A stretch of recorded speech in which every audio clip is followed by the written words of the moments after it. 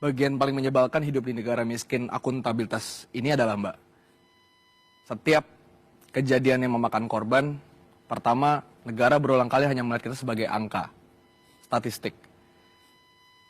Kejadian Agustus September kemarin, aksi 12 orang meninggal, ribuan tersangka, ujung-ujungnya juga nggak ada yang berubah.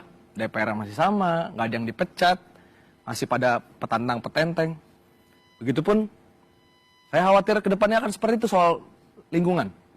800 lebih meninggal, masih banyak yang hilang.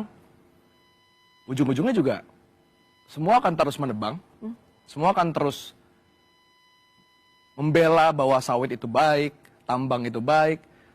Makanya saya merasa kemarahan generasi kami, generasi muda, terhadap generasi tua yang ada dalam lingkaran negara ini harusnya semakin masif aja.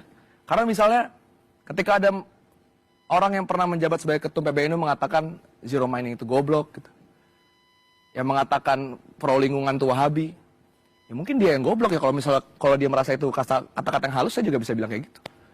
Jadi saya tidak cukup yakin, Mbak, bahwa ketika bencana ekologis di Sumatera ini surut, kemudian ada yang direformasi, saya tidak yakin, karena sampai sekarang sekalipun tadi misalnya Bapak Dewan kita mengatakan ya itu kan regulasi Jokowi, Prabowo enggak.